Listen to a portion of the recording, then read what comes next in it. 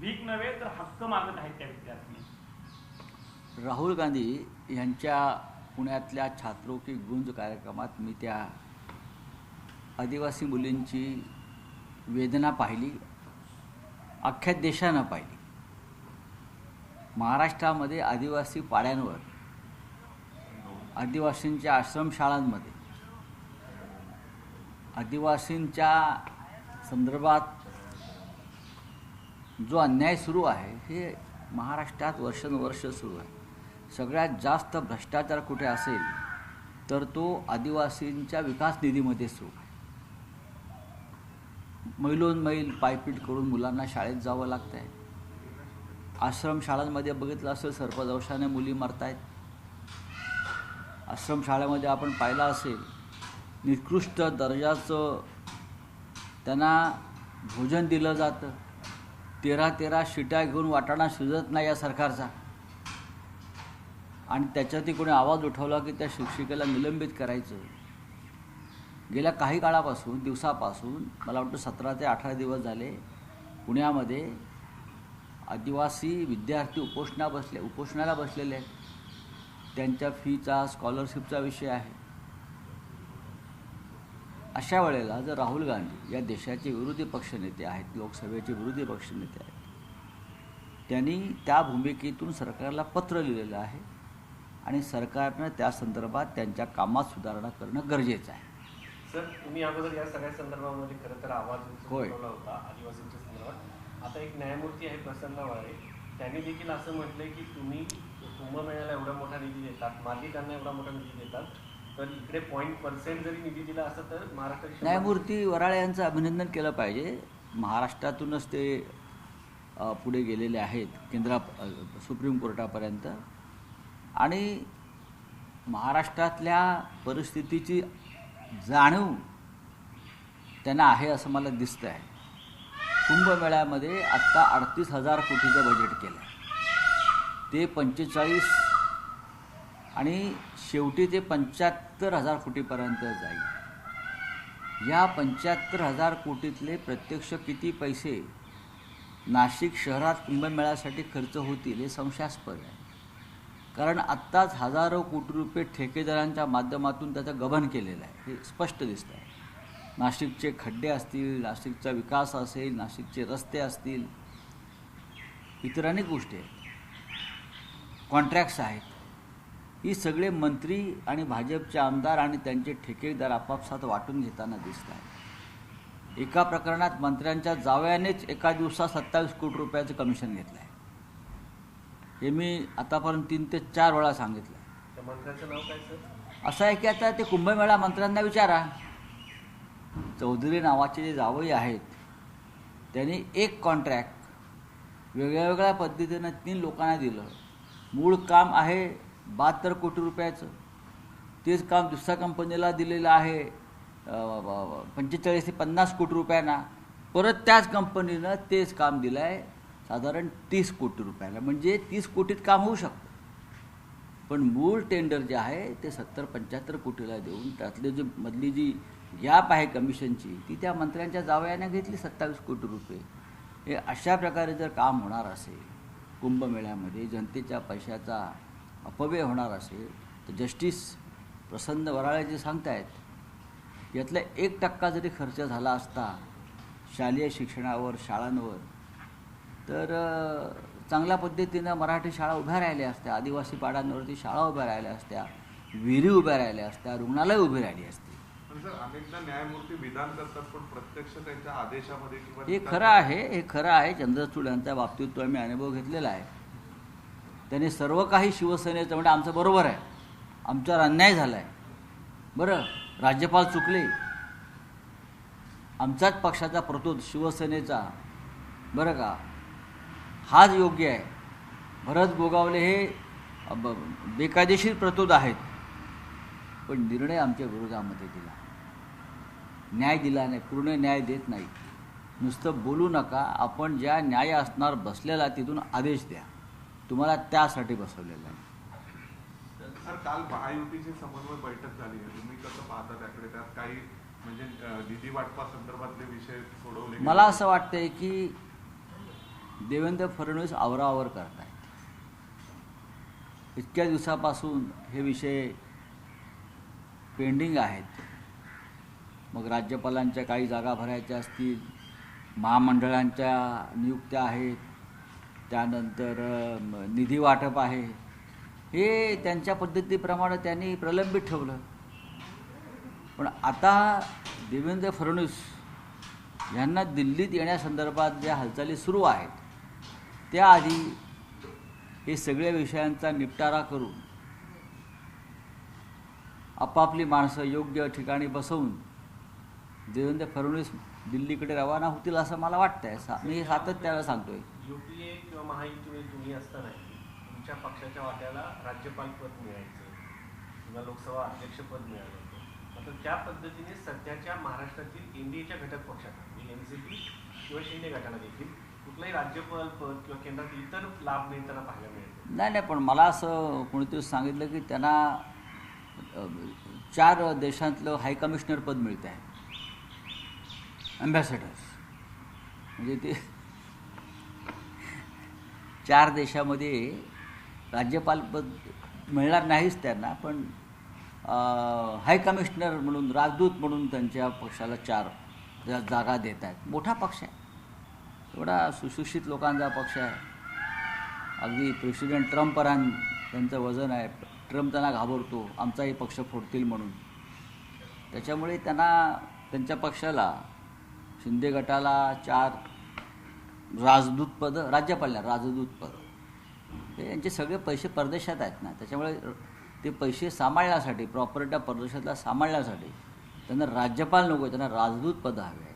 अजित पवार गटाला 2 राजदूत पदं वगैरे देतील. ते दिलदार लोक आहेत दिल्लीमध्ये बसलेले फार सध्या. का दिलं जात नाही? तुमच्या काळामध्ये उपराज्यपाल, राज्यपाल पद नाही करत होते. आम्ही स्वाभिमानानं काम करत होतो ना, ताठ मानेनं. हे गुलाम आहेत, हे लाचार आहेत. यांचे पक्षच अमित शहानी स्थापन केलेले आहेत ना. आमचा पक्ष बाळासाहेब ठाकरेंचा पक्ष आहे. बाकी मग यांचे जे पक्ष आहेत, अजित पवार गट, शिंदे गट, हे अमित शहाचे पक्ष आहेत. ही अमित शहाची अंगवस्त्र आहेत. अंगवस्त्राचा अर्थ कळतो का? समजून घ्या. ही अमित शहाची अंगवस्त्र आहेत हे 2 पक्ष म्हणजे. हां, त्याच्यामुळे ते त्या पद्धतीनंच वागणार ना. हां, तर दरम्यान आता राष्ट्रवादी एकत्र येण्याच्या चर्चा ज्या सुरू आहेत त्या पूर्णपणे चुकीच्या आहे. त्या पूर्णपणे चुकीच्या आहे. त्या भारतीय जनता पक्षाकडून जाणीवपूर्वक या सगळ्या गोष्टींचा अपप्रचार केला जातो असं माझं मत आहे. मी वारंवार सांगितलं आहे. माननीय शरद पवार साहेब असतील, माननीय सुप्रियाताई सुळे असतील, जयंतराव पाटील असतील, शशिकांतराव शिंदे असतील, सगळे त्या पक्षाचे प्रमुख नेते आहेत, रोहित पवार आहेत, हे सगळे ठाम आहेत. माझं अनेक त्यांच्याशी बोलणं होतं. परवा जयंतराव पाटलांशी माझं बोलणं झालं, सुप्रियाताईशी, पवारसाहेबांशी होतच असतं आमचं. हे सगळे ठाम आहेत आपापल्या भूमिकांवर, कोणी कुठे जात नाही. शरद पवार यांच्या नेतृत्वाखालचा राष्ट्रवादी काँग्रेस पक्ष मूळ अमित शहांचा नाही, तो वेगळा आहे. हे महाविकास आघाडीतले एक महत्त्वाचे घटक आहेत. आम्ही एकत्र काम करतो, यापुढे एकत्र काम करू. काँग्रेस जनता पार्टी पुन्हा 5 सप्टेंबरला दिल्लीत एक मोर्चा काढते. चांगलं आंदोलन. जर त्यांचा अपेक्षाभंग झाला असेल किंवा फसवणूक झाली असेल तर नक्कीच तरुणांना पुन्हा रस्त्यावर उतरण्याचा अधिकार आहे. ज्या कुणी सरकारच्या वतीनं काँग्रेस जनता पार्टीशी चर्चा केली होती त्यांच्या मागण्यांसंदर्भात, त्यांना जाब विचारला पाहिजे. आणि हा मोर्चा सगळ्यात आधी त्यांच्या घरांवर गेला पाहिजे, जे सरकारचे प्रतिनिधी होते. मोहन भागवत यांचा अमेरिका, कनाडाचा दौरा आहे, ब्राझीलचा पण दौरा आहे, आणि तिथं विरोध केला जातो की मोहन भागवत आणि RSS सारख्या संघटनांच्या सदस्यांना बंदी घाला म्हणून. नाही, तर त्याच्यावरती सरकारने भूमिका घेतली पाहिजे. एका बाजूला तुम्ही तेलंगणाचे मुख्यमंत्री रेवंत अण्णा रेड्डी यांच्या अमेरिका दौऱ्याला क्लिअरन्स देत नाही सरकार. आता मला पुढे काय झालं माहीत नाही, देत नाही. आता दिला असेल, अडकून ठेवतात. आणि त्याच वेळेला मोहनराव भागवतांना तुम्ही क्लिअरन्स देत आहे. आता मोहनराव भागवत साहेबांना कोण विरोध करते हा त्यांचा प्रश्न आहे, ते उत्तर देतील. भाजपच्या लोकांनी उत्तर द्यावं आणि का विरोध होतो याविषयी आत्मचिंतन करावं. RSSला जागतिक स्तरावरती का विरोध होतो आहे, असं त्यांनी इथे काय काम केलं आहे, या देशामध्ये काय पाप केलं आहे, कोणता गुन्हा केला आहे की ज्याच्यामुळे त्यांना असा विरोध होतो आहे इतक्या सज्जन व्यक्तीला. सण भारताबाहेर पण विस्तार करण्यासाठी नाही, ते बघा, ते चंद्रावर मंगळावर सर्वत्र करू शकतात विस्तार. त्यांच्या विस्ताराला मर्यादा नाही आहे. बरं, त्यांच्या विस्ताराला मर्यादा नाही. भारतात त्यांच्या ओव्हरसीज बँका आहेत. RSS भारतात रजिस्टर संस्था नाही, पण परदेशात आहे. आता ते चंद्रावर मंगळावर यानं वगैरे सोडतायत मोदी, त्या यानामध्ये बसून RSSचे प्रचारक पाठवतील ते वर, त्याला काय झालं आहे. सर, देशातील 11 विमानतळ खाजगी कंपन्यांकडे दिली जाणार आहे. नव्यानं तयार झालेली काशी वगैरे ही विमानतळ. बरं, सरकार चालवू शकत नाही ना. सरकारने खर्च करायचा आणि मग खाजगी कंपन्यांना विकायचं. या कंपन्या त्यांच्याच नातेवाईकांच्या आहेत, गौतम अडाणींच्या आहेत. आणि नवीन नवीन विमानं बांधायची आणि खाजगी लोकांना संपत्ती विकून टाकायची. जनतेची संपत्ती, पब्लिक प्रॉपर्टी, अशा तऱ्हेने त्याचा विनियोग करणं हा देशद्रोह आहे. या लोकांना कळत नाही आहे. त्यांना वाटतं हीच राष्ट्रभक्ती आहे. देश विकणं ही त्यांच्यासाठी राष्ट्रभक्ती आहे. कशा करता मग विमानतळं बनवून तुम्ही चालवताय. वाराणसीचं विमानतळ, ज्या भागाचं प्रतिनिधित्व संसदेमध्ये मोदी करतायत, ते जर तुम्हाला चालवता येत नसेल आणि त्यासाठी तुम्ही एखादा बाहेरचा माणूस उद्योगपती आणताय, हे मोदींचं अपयश आहे, सरकारचं अपयश आहे. निदान काशीचं विमानतळ तरी सरकारने चालवावं. सर, आदिवासींबद्दल तुम्ही प्रश्न उपस्थित केला, त्या ठिकाणी तुम्ही किंवा उद्धव ठाकरे, आदित्य ठाकरे तुम्ही भेट देणार आहे त्या विषयात? बघा, मी इथून गेल्यावर त्या विषयामध्ये गांभीर्यानं लक्ष घालणार. मी पत्र लिहिणार नाही, मी जागेवर जाणार. आदित्य साहेबांशी पण बोलेन मी त्या विषयावर, उद्धवजीशी बोलेन त्या विषयावर. हा विषय मी सातत्यानं मांडतो आहे. आता 8 दिवसापूर्वीच मी संपूर्ण बारामतीपर्यंत, हडसर ते बारामतीच्या दरम्यान अनेक अशा प्रकारच्या संस्थांना भेटी दिल्या मी. आमचं काम चालू आहे. पण यात आता राहुलजींनी लक्ष घातलेलं आहे. आता पाहूया आदिवासींविषयी किती प्रेम आहे आमच्या मुख्यमंत्र्यांना. बोलिये हिंदी में. साखर 10 रुपयाला चहा होता, आता तो 15 रुपयाला झाला साखर मागल्यावर. मग आता मोदी सांगतील चहा पिऊ नका, अमित शहा सांगतील चहा पिऊ नका, काही करू शकतात. हे चहा सोडा सांगतील ना. चहा हे गुलामीचं लक्षण आहे सांगतील. चहा पिणं हा देशद्रोह आहे बोलतील. पार्लमेंटला सुद्धा चहा बंद करतील लोक, रस्ते. चहा प्यायचा नाही, देशद्रोह आहे. हे करू शकतात तसं. चहा मागला, चहा पिऊ नका, बरं का. आम्ही रात्री काय प्यायचं ते पिऊ, पण जनतेने चहा प्यायचा नाही, अशा प्रकारचा एखादा अध्यादेश येऊ शकतो. चीनी के दाम बढ़ते जा रहे हैं ना, तो हमारे राष्ट्रीय सुरक्षा सलाहकार चीन में बैठे हैं जाकर. उनका और चीनी के दाम का कोई संबंध है क्या? चाइना का व्यापार का वो भी देख लेना चाहिए. अब चाय की कीमत बढ़ गई ना, 15 रुपये हो गई. 15 रुपये चाय कहाँ हो गई? ये टी स्टॉल वगैरह है, मोदी चाय. लेकिन बड़े बड़े होटल में तो 200 रुपये 300 रुपये में चाय, 400 रुपये में चाय अब मिलती है बड़े होटल्स में. हम लोग 50 पैसे में, 15 पैसे में चाय पीकर हमारी ज़िंदगी शुरू की. अब क्या करेंगे ये लोग, बीजेपी के लोग बोलेंगे चाय मत पियो. चाय पीना अपराध है, चाय पीना देश का अपराध है, देशद्रोह है. तो गरीबों को बोलेंगे चाय छोड़ो, चाय महंगी हो गई. इस प्रकार से कोई एक आदेश जारी करेंगे राष्ट्रभक्ति के नाम पर, और खुद रात को और कुछ पीते बैठेंगे, इथेनॉल पिएंगे और कुछ पिएंगे, और गरीबों को चाय तक नहीं पिलाएंगे. जिस देश के प्रधानमंत्री अपने आप को कहते हैं कि मैं चाय बेचता था, चाय बेचकर यहाँ तक मैं पहुँचा हूँ, प्रधानमंत्री बना हूँ. हमारे मुख्यमंत्री महाराष्ट्र के नागपुर में जो कुछ हो गया ना, बच्चों का जैन जी